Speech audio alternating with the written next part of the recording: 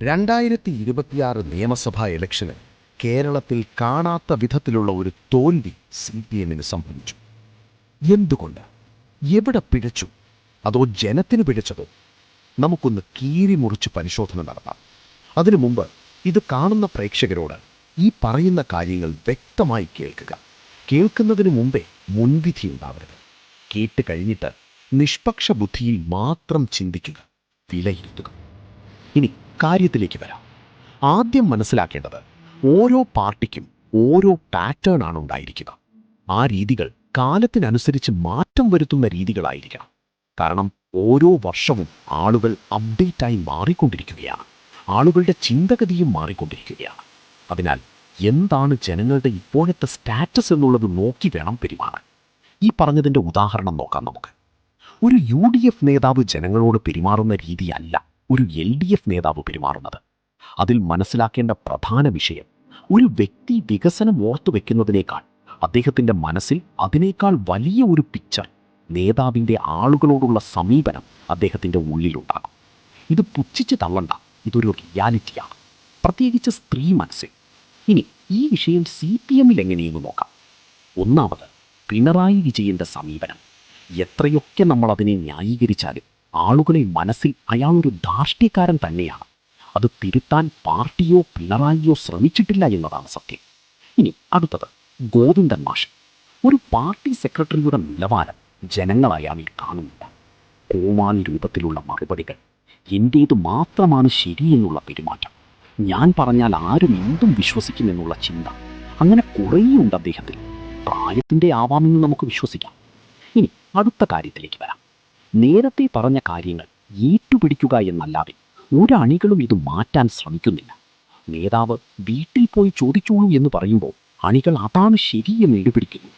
നേരെ മറിച്ച് നേതാവിന് തെറ്റുപറ്റിയതാകാമെന്ന് ആരും എവിടെയും പറയുന്നില്ല.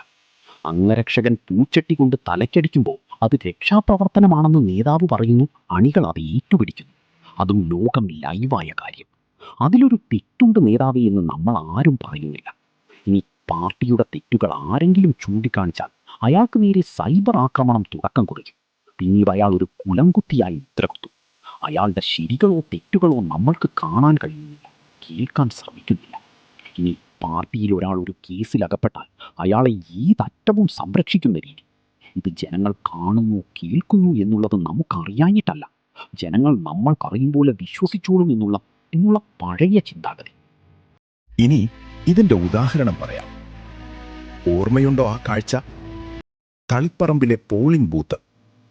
വോട്ട് ചെയ്ത് പുറത്തിറങ്ങുന്ന ഒരു വയോധികൻ, അദ്ദേഹത്തിൻ്റെ പ്രിയ പത്നിയും, ശ്രീ TK ഗോവിന്ദൻ. ജീവിതം മുഴുവൻ പാർട്ടിക്ക് വേണ്ടി ഉഴിഞ്ഞുവെച്ചവൻ, രക്തസാക്ഷി മണ്ഡപത്തിൽ പൂവുവെച്ചവൻ, ചെങ്കൊടിക്ക് വേണ്ടി ജയിലിൽ കിടന്നവൻ. പക്ഷെ ഒരു ദിവസം അദ്ദേഹം ആശയസമരം നടത്തി പുറത്തുപോയി. അപ്പോൾ എന്തു സംഭവിച്ചു? ചില അന്ധസഖാക്കൾ ആ വൃദ്ധ ദമ്പതിമാരെ നോക്കി കൂക്കി വിളിച്ചു, പരിഹസിച്ചു, ഒറ്റുകാരൻ എന്ന് ആക്രോശിച്ചു. അവരുടെ ഉന്നതമായ സംസ്കാരം ആ മുറ്റത്ത് ചീന്തിയെറിഞ്ഞു. ആ കാഴ്ച കണ്ട് ഉത്തമരായ സഖാക്കൾ ഉള്ളിൽ തേങ്ങി. അവർക്കറിയാമായിരുന്നു, ഇതല്ല നമ്മുടെ പാർട്ടി, ഇതല്ല സഖാവ് EKG പഠിപ്പിച്ച സംസ്കാരം. പക്ഷെ അവർ നിസ്സഹായരായി നോക്കി നിന്നു. കാരണം അന്ന് കൂക്കി വിളിയായിരുന്നു വിപ്ലവം. ആ അച്ഛനും അമ്മയും എന്ത് തെറ്റു ചെയ്തു? വോട്ട് ചെയ്യാൻ വന്നു എന്നതോ? 40 വർഷം ചെങ്കൊടി പിടിച്ച കൈകൊണ്ട് വേറൊരു ചിഹ്നത്തിൽ വോട്ട് ചെയ്തു എന്നതോ? ആശയം മാറിയത് തെറ്റാണ്. അതിന് വയസ്സായ മനുഷ്യനെ അപമാനിക്കണോ? എതിർക്കേണ്ടത് ആശയങ്ങളിലല്ലേ? നിങ്ങൾക്ക് അദ്ദേഹത്തോട് ദേഷ്യമുണ്ടെങ്കിൽ പുസ്തകം എഴുതിക്കൂടായിരുന്നോ? പ്രസംഗിച്ച് മറുപടി പറഞ്ഞുകൂടായിരുന്നോ? വയസ്സായ മനുഷ്യന്റെ മുഖത്തു നോക്കി കൂക്കി വിളിക്കുന്നത് ഏത് സംസ്കാരമാണ്? ഇത് വർഗബോധമല്ല, വർഗീയതയാണ്.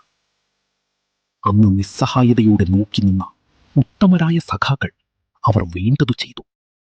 അവർ വീട് വീടാന്തരം കയറി പറഞ്ഞു, ആശയം മാറിയതുകൊണ്ട് മനുഷ്യൻ മാറില്ല. ജനം കേട്ടു, ജനം തിരിച്ചറിഞ്ഞു, ജനം മനസ്സിൽ ഒരു തീരുമാനമെടുത്തു.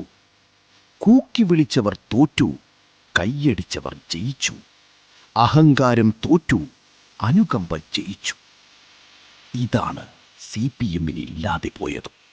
ഇങ്ങനെയുള്ളതിൽ വലിയ പിഴവ് സംഭവിച്ചു. ഇതൊക്കെ കഴിഞ്ഞിട്ടേ ജനങ്ങൾ വികസനം ചിന്തിക്കൂ എന്നുള്ളത് നമ്മൾ മനസ്സിലാക്കണം.